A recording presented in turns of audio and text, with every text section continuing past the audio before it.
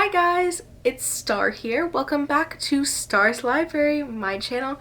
Today we're going to be doing two things. First, I'm going to be giving you a little book haul from the Barnes & Noble sale, a sale for the pages, which is buy one get one 50% off hardcovers. And then the second thing we're going to be doing is reorganizing this mess that's behind me. Barnes & Noble haul. Okay, so first off, if you bought 3 or more hardcovers, you got a free tote bag. So this is the tote bag I got. It was the cutest one they had. I liked it. So now let's get into what books that I got.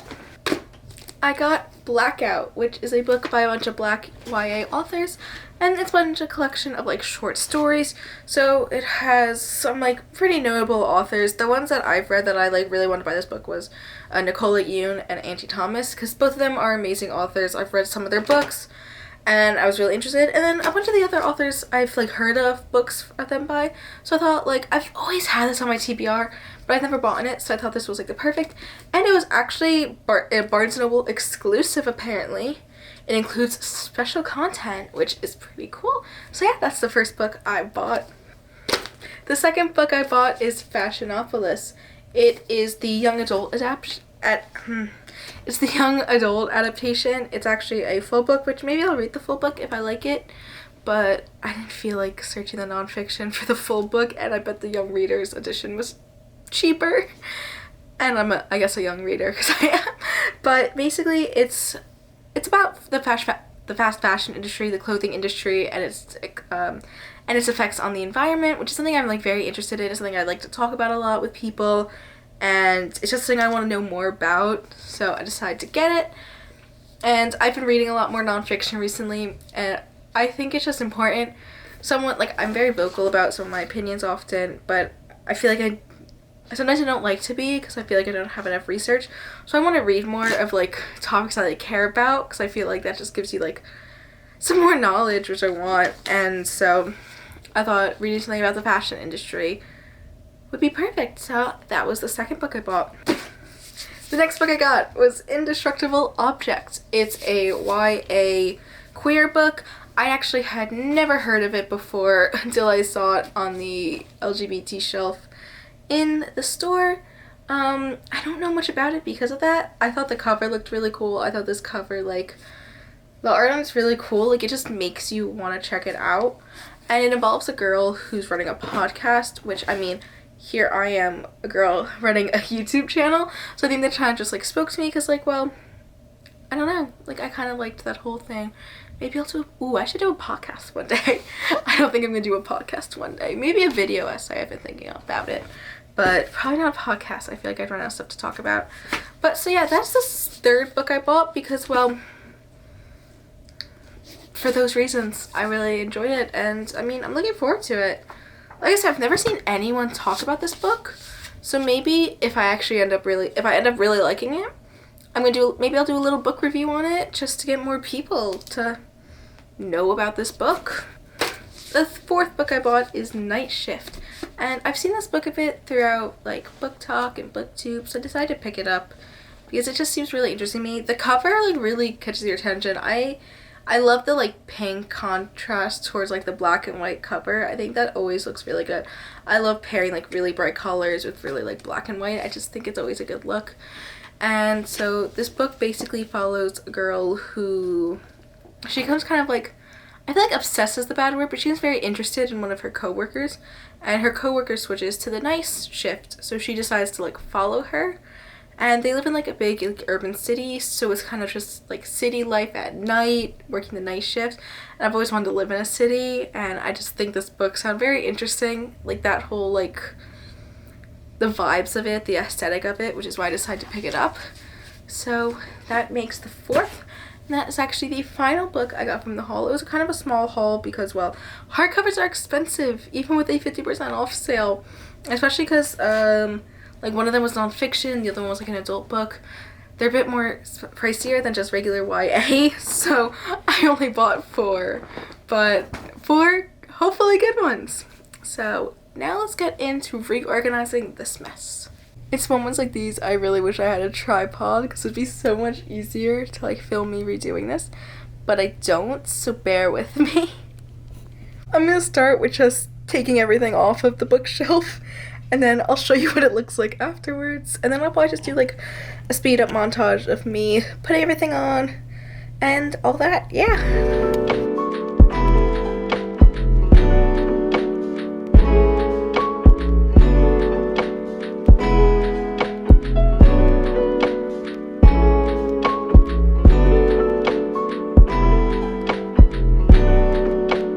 So as you can see now, the bookshelf is completely empty, except for, oh god, there's a book, like, hiding back there.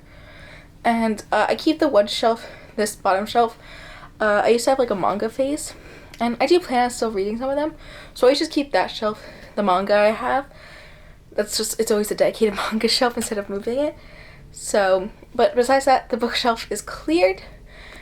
But now the issue is this. Let me show you these piles. So now all across my floor, I tried to keep them in organized piles, but that did not go. So now it's just books all over my floor. So this is what we're working with. Personally, how I like to when I redo my bookshelf, because this is a common occurrence, you'll definitely, if you subscribe, you'll definitely be seeing another bookshelf redo video in the future. But how I usually like to do it is I like to make piles on the ground first, just like vibes of books before I like place them. However, I'm trying to think of like the way I want to do my bookshelf this time, because I feel like, I don't know, usually I do something a little creative. I've done rainbow a few times. I don't know how I want to do it yet. Let me think. Okay, so the issue with organizing it by genre is a lot of my books are the same genre, or at least like very similar genres. Because like, to be honest, I read what I read, and most of the time when I'm like shopping for books, I'll look for books that I like are similar to what I read, because I don't know, I go through reading slumps too often to be varying what I read genre-wise, which I'm getting better at. I am going to try to vary. But I think I'm still going to go for good organization by genre, because I feel like I do have a little variety. But I'm not going to do it where like, this shelf is YA contemporary, this shelf is YA fantasy, because that is boring. We're more going to be just organizing it by like my made up genres. So that makes no sense. Not really genres, but like vibes. So let's start organizing these piles.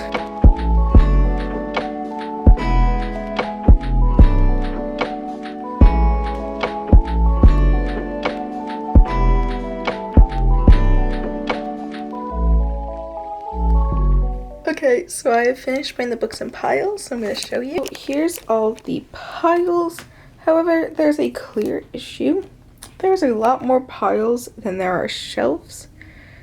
So now it's time to somehow condense this onto the shelf.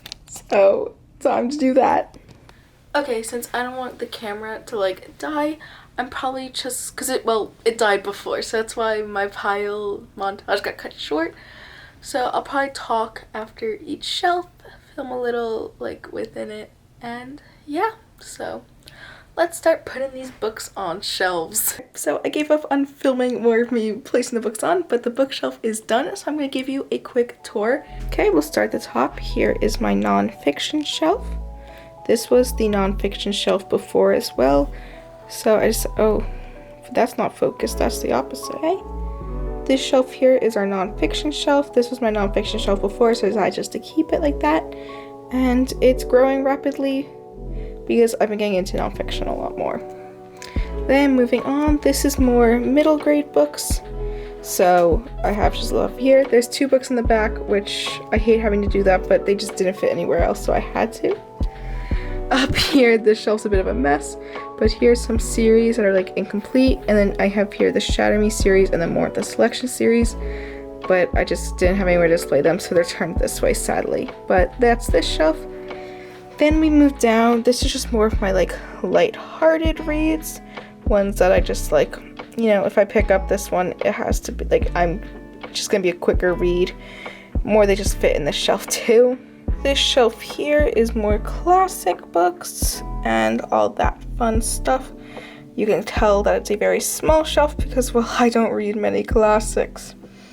Moving down, these are just all books with like, Honestly, this is kind of the miscellaneous shelf. I'm not even gonna lie. Never mind. I don't know why I was gonna try to make up an excuse on what this shelf was. This shelf here is also a bit wild. These John Green books had nowhere else to go, so they're here. I'm gonna put something like here separating it.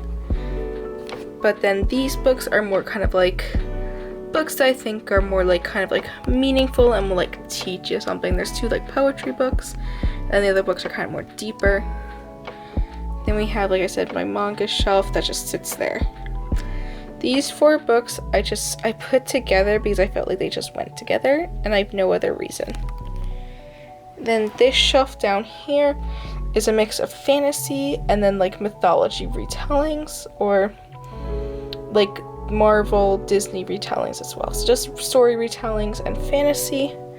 And then the last shelf is just powerful main characters, and these books just all seem that they should go together, and that's why they are. So now the last step is to decorate it, so see you in a moment. Okay, and here is the completed bookshelf. I didn't actually have the main decorations to add to it, I realized, but here is it complete.